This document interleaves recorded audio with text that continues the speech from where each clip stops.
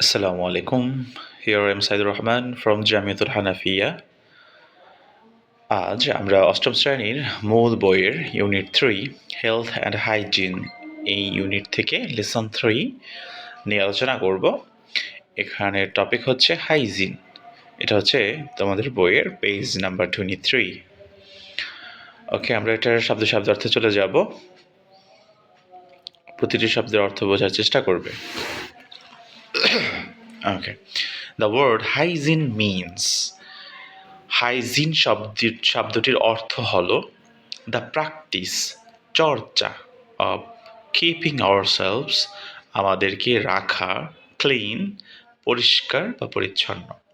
মানে হলো আমাদের নিজেকে পরিষ্কার পরিচ্ছন্ন রাখার যে চর্চা, প্র্যাকটিস, সেটাকেই বলে হাইজিন। ইট অলসো মিনস, এটার আরও অর্থ বা মানে হলো টু কিপ আওয়ার হোম, আমাদের বাড়ি ঘরকে রাখা, অ্যান্ড ওয়ার্ক প্লেসেস, এবং আমাদের কর্মস্থলকে ক্লিন, পরিষ্কার পরিচ্ছন্ন।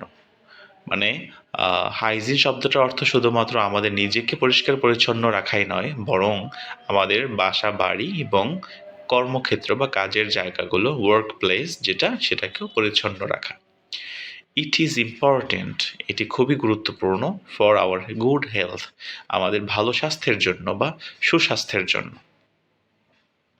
ওকে, হাইজিন ইজ থট, এই পরিষ্কার পরিচ্ছন্নতার এই রীতিনীতি, এটাকে বিবেচনা করা হয় to be next to godliness. To be next মানে পরবর্তী ধাপ, টু গডলিনেস মানে ধার্মিকতার পরের স্থানটাই হচ্ছে এই পরিষ্কার পরিচ্ছন্নতার।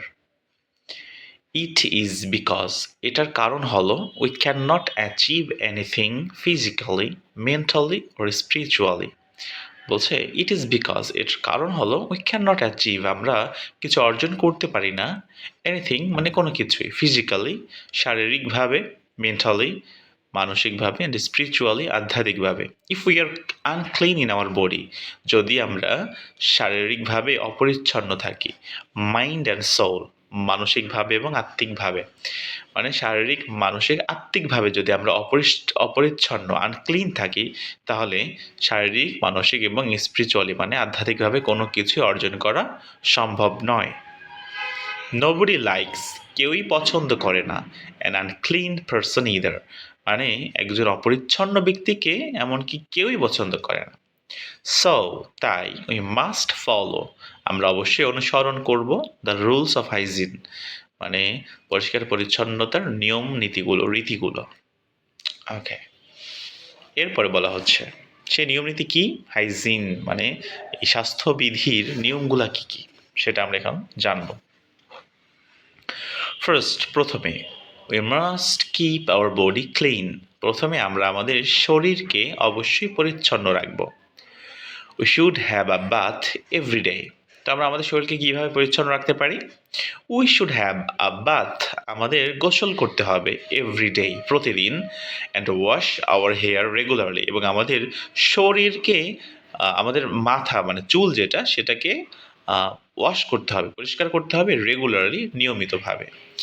This will make the body and hair free from dirt and bacteria, বলছে যদি আমরা প্রতিদিন গোসল করি, মাথা পরিষ্কার করি রেগুলার, তাহলে কি হবে? This will keep the body, তাহলে এটি শরীরকে রাখবে, অ্যান্ড হেয়ার এবং চুলকে, free from dirt and bacteria মানে ময়লা আবর্জনা এবং ধুলাবালি, ব্যাকটেরিয়া থেকে আমাদের মাথা, চুল এবং শরীরকে মুক্ত রাখবে, ফ্রি রাখবে। দ্বিতীয়ত আমরা কি করতে পারি? সেকেন্ডলি, দ্বিতীয়ত we should wash our clothes regularly, we should wash আমাদের পরিষ্কার করা উচিত, ধোয়া উচিত, আওয়ার ক্লথস আমাদের জামা কাপড়, রেগুলারলি নিয়মিতভাবে।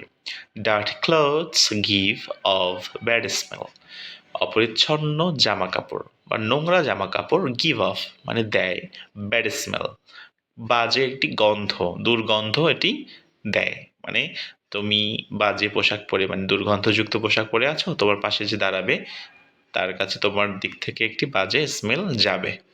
অ্যান্ড ইনভাইট জার্মস, এবং এই যে ময়লা জামা কাপড় এটা কি করে? ইনভাইট জার্মস, জীবাণুকে ইনভাইট করে, নিমন্ত্রণ করে। We should wear socks and shoes when we go out to protect our feet from dust and germs.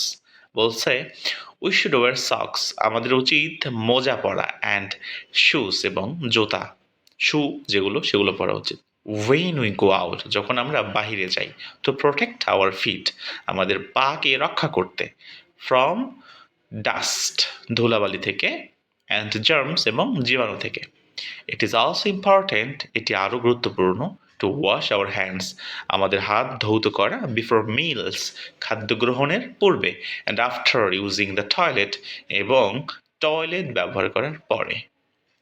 We should brush our teeth twice a day. We should brush, আমাদের উচিত দাঁত মাজা, our teeth মানে আমাদের দাঁতকে brush করা উচিত, মাজা উচিত, twice a day, দিনে 2 বার, after breakfast and supper, মানে সকালে ব্রেকফাস্টের পরে, অ্যান্ড সাপার এবং রাতের খাবারের পরে। আগে বলে নাই কিন্তু, বাট আমাদের কালচার কি, আমাদের দেশে আমরা মূলত খাবারের আগে পরে তো করিই না, সকালবেলা ভোরবেলা উঠে ঘুম থেকে উঠেই ব্রাশ করি, রাতে খাবারের পরে মাঝে মাঝে অনেকেই করি, বাট এটা খুব বিক্রি করা হয় না, মানে এভাবে খাবারের পরে মূলত করা হয় না সবসময়। We must also cut our nails regularly. We must also cut, আমরা অবশ্যই আরও কাটবো, our nails, আমাদের নখগুলো, regularly, নিয়মিতভাবে। Our drinking water must be safe, আমাদের খাবার পানীয় must be safe, অবশ্যই নিরাপদ হতে হবে। We can get safe water, আমরা নিরাপদ পানি পেতে পারি, by boiling and filtering, সিদ্ধ করার মাধ্যমে অথবা ফিল্টার করার মাধ্যমে, ফিল্টারের আধুনিক অনেক মেশিন আছে, সেগুলোর মাধ্যমে অথবা পানি বয়েল করে আমরা বিশুদ্ধ পানি পেতে পারি। ফাইনালি, সর্বশেষে, we should keep our surroundings and environment clean. We should keep, আমাদের রাখা উচিত, আওয়ার সারাউন্ডিংস, আমাদের চারপাশ, আশপাশ যে এলাকা সেটাকে, অ্যান্ড এনভায়রনমেন্ট এবং পরিবেশকে, ক্লিন, পরিচ্ছন্ন। If we do and follow all above things properly, বলছে if we do, আমরা যদি করি, and follow এবং অনুসরণ করি, all the above things, মানে উপরে সবগুলো জিনিস, properly, যথাযথভাবে, we will be able to lead a happy, healthy and happy life. We will be able, মানে আমরা সক্ষম হব, to lead a healthy and happy life, একটি স্বাস্থ্যকর এবং সুখী জীবনযাপনে। So that's the end of the passage from Unit 2. In our next video, we'll discuss about the next lesson. Okay, till then, Allah Hafiz. Assalamu alaikum.